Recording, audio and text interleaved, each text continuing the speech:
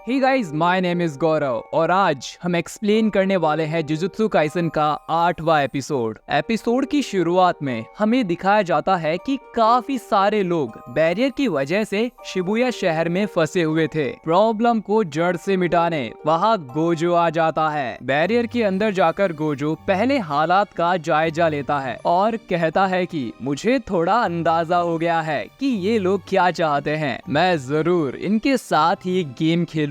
फिर हम देखते हैं कि इतादोरी भी शिबुया के लिए निकल जाता है। उसके साथ मेमे और उसका छोटा भाई उयुई था, जो कि अपनी बहन की बहुत ज्यादा तारीफें करता है। वो सब निकलने ही वाले थे कि तभी मेमे के पास एक कॉल आता है। बताया जाता है कि तुम्हारे पास ही के रेलवे स्टेशन पर किसी ने बैरियर डाल दिया है, बिल्कुल वैसा ही जैसा कि शिबुया में था। सीन शिफ्ट होता है और हमें गोजो को दिखाया जाता है। वो शिबुया के रेलवे स्टेशन पहुंच जाता है, जहां पर उसे जोगो, हानामी और एक और कर्स स्पिरिट दिखता है। गोजो उनसे कहता है कि तुम लोगों ने इतनी सारी तैयारियां की हैं, पर अगर अब तुम मुझसे हार गए तो भाई लोग मुझे कुछ मत कहना। जिस पर जोगो जवाब देता है कि तुम्हें जो कहना है कहो, लेकिन इस बार तुम्हारी पहली हार होगी। वही मेमे और इतादोरी उस रेलवे स्टेशन पहुंच जाते हैं, जहां जुजुत्सु हाई की एक मेंबर बताती है कि ये बैरियर भी बिल्कुल शिबुया की जैसा ही है, जहां इंसान अंदर जाकर फंस जाता है लेकिन सॉर्सरर्स आराम से आ जा सकते हैं। वो आगे बताती है कि जिसने भी ये बैरियर्स डाले हैं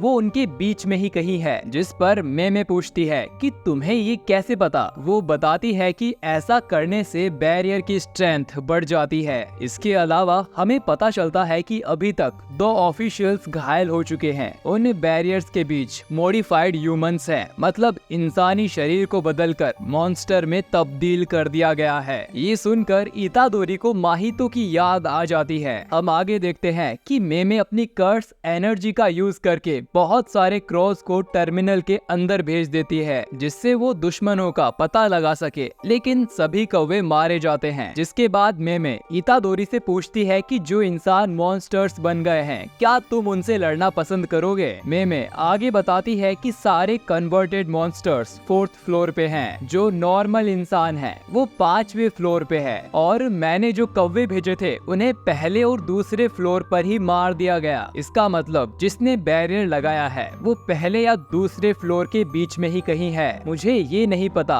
कि उनकी इसके पीछे क्या चाल है। जिसे सुनकर इतादोरी गुस्से में सीढ़ियों की तरफ इशारे करते हुए कहता है, जिसने भी ऐसा किया है क्या वो इन सीढ़ियों के नीचे है। जिस पर मेमे कहती है कि मुझे ये नहीं पता, लेकिन मॉन्स्टर्स यही हैं, तो वो भी यही कहीं होगा। वो आगे कहती है कि हमारी टीम का अलग होना शायद सही नहीं होगा, पर अगर हम ऐसा नहीं करते हैं तो 5th फ्लोर पर जो इंसान है वो सभी मारे जाएंगे। मैं ऐसा करती हूँ कि मैं 7वें फ्लोर के एग्जिट से 5वें फ्लोर तक जाती हूँ और तुम पहले और दूसरे फ्लोर को निपटा कर मुझे मिलना। फिर दोनों ही प्लान के मुताबिक चले जाते हैं। नीचे जाने के बाद इतादोरी को एक कर्स स्पिरिट दिखाई देती है, जो कि एक कीड़े के जैसे था। वो एक इंसान को खा रहा था। इतादोरी उससे माहितो के बारे में पूछता है। वो बताता है कि माहितो बैरियर की रक्षा कर रहा है और वो इस फ्लोर के नीचे ही है। इतादोरी को गोजो की एक बात याद आती है। गोजो ने बताया था कि सिर्फ पावरफुल सॉर्सरर्स ही बैरियर कास्ट कर सकते हैं। जिस पर इतादोरी सोच में पड़ जाता है कि क्या माहितो इतना ताकतवर है। तभी उसे स्पिरिट के पीछे एक कर्स ऑब्जेक्ट दिखता है। इतादोरी सोचता है कि अगर मैं इस चीज को खत्म कर दूं तो शायद ये बैरियर हट सकता है। तभी वो स्पिरिट कहती है कि इंसानों को खाने में मजा नहीं आ रहा, मुझे किसी सॉर्सरर को खाना है। ये सुनकर इतादोरी को गुस्सा आ जाता है और उससे जोरदार मुक्का मारकर नीचे गिरा देता है। इतादोरी उससे कहता है कि तुम जैसे कीड़े किसी इंसान का मजाक नहीं उड़ाते। वो स्पिरिट गुस्से में खड़ा होकर कहता है कि तुम नहीं जानते मैं कितना ताकतवर हूँ। जिस पर इतादोरी कहता है कि तुम जरूर एक टिड्डे की कर्स स्पिरिट हो। ये सुनकर उसे बहुत बुरा लगता है। हमें आगे बताया जाता है कि टिड्डे बहुत खतरनाक होते हैं। ये एक दिन में अपने वेट जितना खा सकते हैं और टिड्डों का एक छोटा सा झुंड पूरे की पूरे एक खेत को कुछ ही देर में उजाड़ सकता है। वो कर्स स्पिरिट लगातार इतादोरी पर हमला करती है। इतादोरी सोचता है कि ये बहुत तेज और ताकतवर है, वो लगातार इसके हमले से बच रहा था। वो कर्स स्पिरिट कहता है कि आखिर तुम कब तक भागोगे। ये सुनकर इतादोरी रुक जाता है और उसके पास आ जाता है। इसके बाद दोनों ही लगातार अपने मुक्के चलाने लगते हैं। इतादोरी टोडो की सिखाई हुई टेक्निक से उस स्पिरिट को घायल कर देता है। इतादोरी जब अपना आखिरी पंच मारने जा रहा होता है, वो स्पिरिट अपनी स्टिंग को बढ़ा करके उस पर हमला करता है, पर इतादोरी उससे बचकर उसे मार देता है और कर्स ऑब्जेक्ट को भी तोड़ देता है, जिसकी वजह से बैरियर लगा हुआ था। दूसरी तरफ मेमे भी सभी इंसानी मॉन्स्टर्स को मार देती है। माहितो सोचता है कि आखिर एक स्ट्रॉन्ग सॉर्सरर आ ही गया, मैं उससे लड़ना चाहता हूँ, पर फिलहाल मुझे अभी यहाँ से जाना होगा। ऐसा सोचकर वो यहाँ से चला जाता है। अब मेमे इतादोरी की तारीफ करते हुए कहती है कि तुम्हारी पावर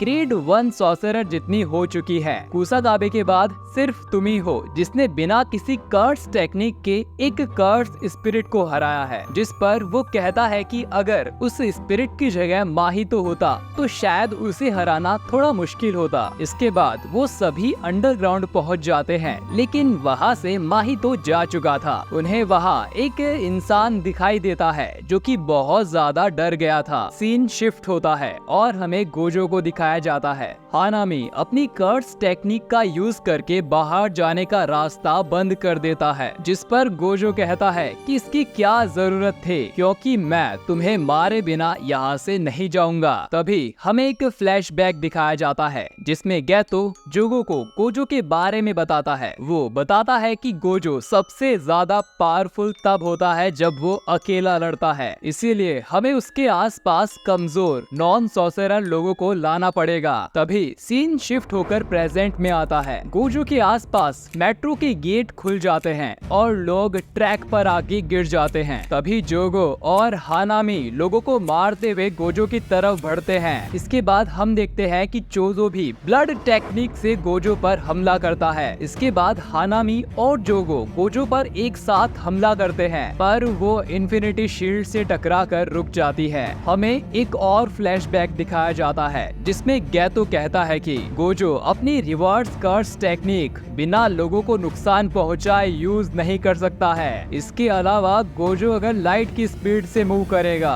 तो उसके बीच आने वाले लोग मारे जाएंगे। इस तरह गोजो सिर्फ अपनी डिफेंस ही यूज कर पाएगा। तभी सीन प्रेजेंट में आता है। हानामी और जोगो के हमले का गोजो की इन्फिनिटी शील्ड पर कोई असर नहीं होता है। इसके बाद वो दोनों डोमेन एम्प्लीफिकेशन का यूज करके अपने हमले को और भी ताकतवर बनाते हैं और तभी गोजो अचानक से गायब हो जाता है और वो दोनों एक दूसरे पर ही हमला कर देते हैं। तभी गोजो उनके पीछे अपीयर होता है। वो सोचता है कि मुझे समझ जाना चाहिए था कि ये लोग एक कर्स यूजर के साथ काम कर रहे हैं। Domain amplification new shadow style के सिंपल डोमेन जैसा है। इससे वो इस टेक्निक का यूज करके मेरी इन्फिनिटी शील्ड को तोड़ सकते हैं। तभी एक और फ्लैशबैक सामने आता है जिसमें जोगो गैतो से गोजो के अनलिमिटेड वॉइड के बारे में पूछता है, जिस पर गैतो बताता है कि गोजो अगर अपना डोमेन एक्सपेंड करेगा तो वहाँ के लोग डोमेन और बैरियर के बीच में फंसकर मारे जाएंगे। ये तो पक्का है कि गोजो अपना डोमेन एक्सपेंड नहीं करेगा, पर हाँ तुम भी इसका यूज नहीं कर सकते, क्योंकि अगर तुमने ऐसा किया तो वहाँ के लोग मारे जाएंगे और फिर गोजो तुम्हें नहीं छोड़ेगा। कहानी फिर से प्रेजेंट में आती है। हम देखते हैं कि गोजो अपना आई कवर निकाल देता है और जोगो से कहता है कि तुम्हें क्या लगता है कि तुम मुझे ऐसे ही हरा दोगे। इसके बाद एक बार और फ्लैशबैक दिखाया जाता है जिसमें गैतो जोगो से कहता है तुम बस 20 मिनट तक गोजो को रोक लो, उसके बाद मेरी बारी है, फिर मैं आकर गोजो को सील कर दूंगा। इसी के साथ ये एपिसोड खत्म होता है। तो दोस्तों गोजो क्या सच में सील हो जाएगा या गोजो सभी के प्लान फेल कर देगा, ये तो हमें अगले एपिसोड में ही पता चलेगा। तो मैं मिलता हूँ आपसे एक और वीडियो के साथ। वीडियो देखने के लिए आपका शुक्रिया।